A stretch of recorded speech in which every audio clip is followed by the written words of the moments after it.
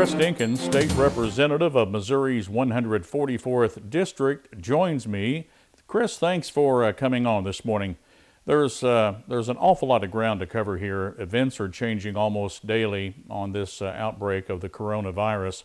And I've got a few questions I want to get some responses from you on. Missouri has just received its disaster declaration status. Now, what does this mean for Missouri? Well, this is a big deal for Missouri, and it's important that we got this moving as quickly as we did so that we can be able to get assistance from the federal government. There's an urgent need for today's families and for our healthcare industry and for all of us that are facing these challenges that the COVID-19 pandemic has put on our communities. And so as quickly as we got that declared, the quicker that we could get things moving and get some assistance from the federal government to help us secure all our needs that we can use to address the issue. All right, in regards to that question, where is Missouri in relationship to PPEs, inventory of medical supplies for hospitals, and more so, I guess, in the rural areas where the 144th District is at? Well, like everyone across the state, we are all running low on supplies in that area, and that's a very important topic, and we are addressing it on a daily basis. We've actually had local manufacturing companies step up to the plate and help us with that. So we have Z Manufacturing in Piedmont that is now making masks and gowns for some of our area nursing homes and health clinics there, St. Francis County, and they have also made some for the urgent care center there in Farmington and Park Hills. But this is something that we're going to have to continually address, and hopefully some of these other manufacturing companies across the U.S. that have started making them can start getting those shipped out to Missouri. And Chris, how are hospitals coping with the possible rush with the new testing that has just been released from the FDA? How are the hospitals going to cope with that and inundated with maybe cases of the virus in the future? Well, it's definitely going to be a challenge for our healthcare facilities. Everything that they're doing right now is new, and we are all on this ship together, and we're working as best we can to make sure that we can combat this in an efficient, effective way. Our hospitals are working night and day, numerous hours, and some of them are trying to stay away from their family members once they go home.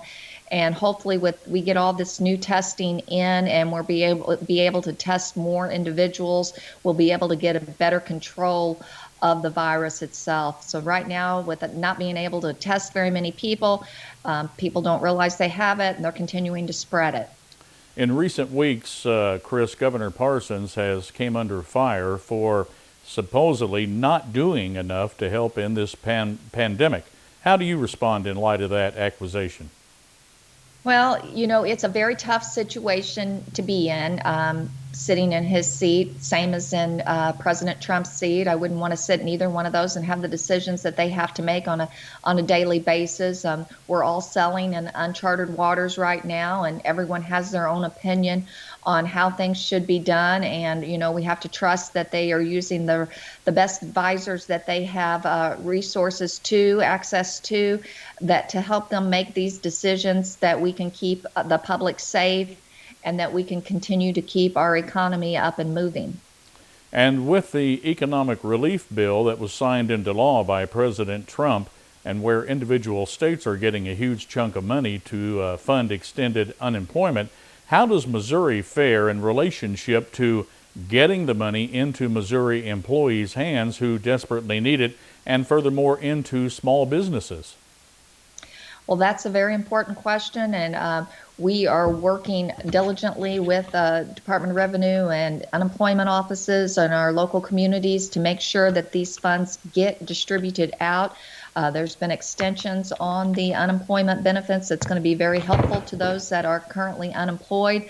We know we've had issues before in the past with our Department of Revenue and being able to get funds distributed in an efficient manner, but we are very optimistic that they understand the importance of making sure that we get these funds out there and get them in the hands of our community members as quickly as possible.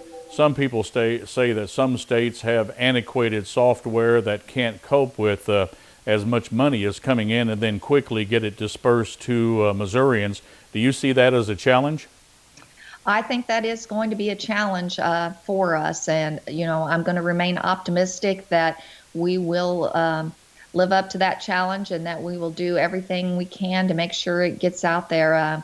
We're going to have to work in getting our software updated. That's already been on the topic before the COVID-19 pandemic came into play, and it shows that it's now more important than ever. Chris, I've got about 30 seconds. What words of encouragement can you give to your fellow Missourians and constituents back in the 144th District as well as statewide worried about how they're going to get through all of this?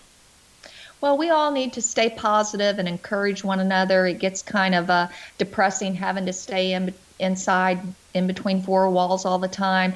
Make sure you're checking on your elderly family members and neighbors and making sure that they are able to get the things that they need. And, remember to follow the CDC guidelines and make sure you're washing your hands,